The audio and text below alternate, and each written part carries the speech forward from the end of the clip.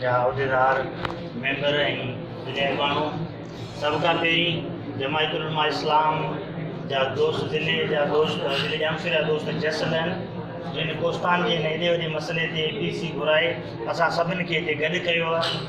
पहिरीं ॻाल्हि त हीउ जेको इशू आहे बहिरिया टाउन वारो तहलके थाणो गुला खान जो तहलको थाणो गुला खान 7 यूनियन काउंसिल 28 देहनि ते मुश्तमिल जाबलू इलाइक़ो आहे।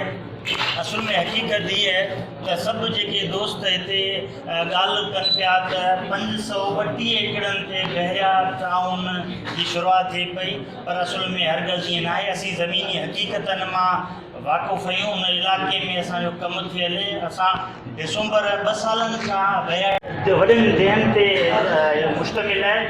मोल देह में 30,000 एकड़ ज़मीन बहिरिया टाउन हवाले कई वई आहे। इहा ॻाल्हि असां हिते दावा सां कयूं था। हिननि 532 उन करे ज़ाहिर कया आहिनि छाकाणि त हिननि खे सुप्रीम कोर्ट तरफ़ां पाबंदी आहे त स्टेट लैंड बहिरिया टाउन खे ॾियणी न आहे।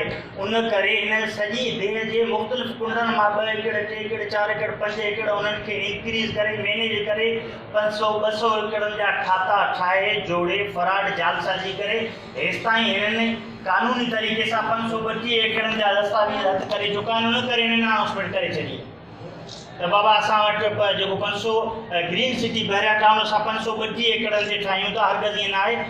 पंहिंजो जेके मोल यूनियन देह जूं जेके हदूं आहिनि उहे गॾा पे काठोड़ सां लॻल आहिनि। ऐं हींअर बि जेको बहिरिया टाउन कराची उन में 2000 एकड़ ज़मीन ऑलरेडी यूनियन देह मोल जी बहिरिया टाउन में शामिल थी चुकी आहे। उन में उते कंस्ट्रक्शन बि थी चुको आहे। इम्तियाज़ उते रहवासी उनखे सॼी ख़बर आहे।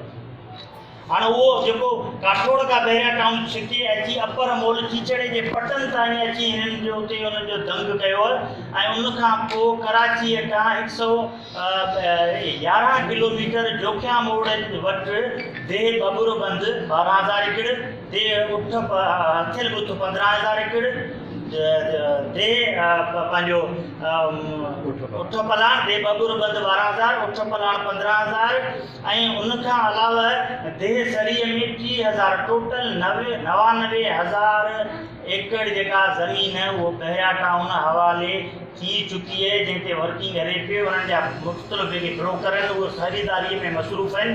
ॿी ॻाल्हि आउं कंदो हलां त तफ़सीली शयूं जेकर कुझु टाइम हुजे त असीं शेयर करे वठूं तव्हां सां।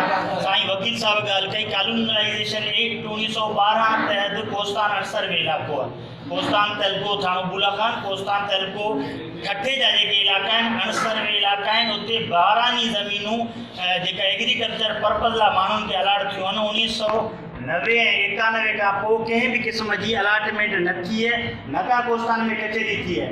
अच्छा 1991-90 ताईं जेके कचहरियूं थियूं आहिनि हमेशह जे बुनियादनि ते जेके माण्हुनि खे लीज़ूं मिलियूं आहिनि उहो शख़्स साईं वकील साहब वेठो आहे। कंज़र्वेशन एक्ट मुताबिक़ 16 खां 24 एकड़ ज़मीन फी फ़र्द खे अलाट कयो वेंदो।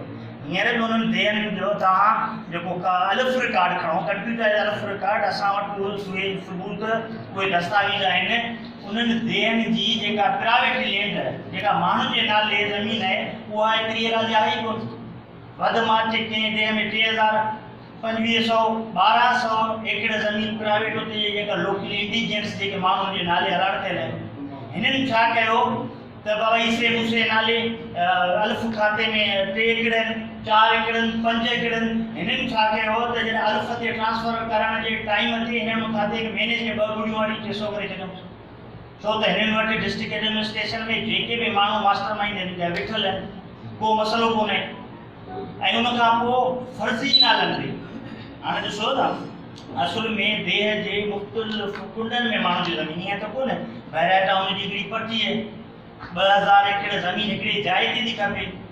हाणे हिन सॼे देह मां खाता गॾु करे उहे वरी शो कयूं अथनि हिकिड़े पॉइंट ते जिते बहिरिया वारनि खे शहर ॾियणो आहे।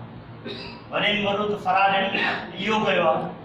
उन खां पोइ ऐं ॿी ॻाल्हि इहा आहे त जेको बबूरबंद ते उठ पलाण हथियल बुत देह में 2017 में नेब इंक्वायरी कई। उन में काफ़ी जेके मुलज़िम आहिनि उहे अंदरि आहिनि, हिकिड़ो मुख़्तियारदार अंदरि आहे, काफ़ी जेके ब्रोकर आहिनि उहे अंदरि आहिनि।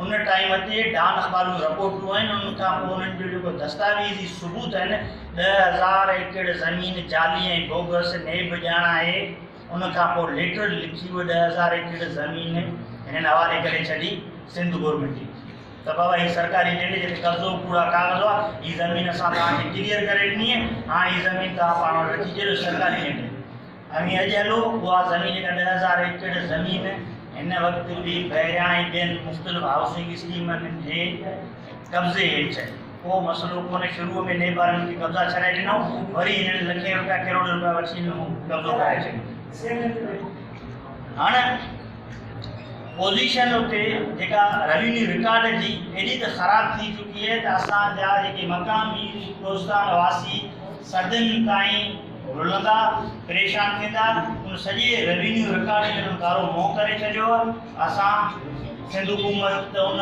सॼे मसइले जो हिसो रहूं पर असां हिन मुल्क जे आला अदालतनि खां हिन मुल्क जे जेके मौज़ूद जेके इदारनि उन्हनि खे असीं अपील था करियूं त कोस्तान में बहरिया टाउन जी जेका वालार आहे असां कोस्तान वासी उते जा मक़ामी माण्हू उनखे असां गैर क़ानूनी ऐं गैर आइनी सम्झूं था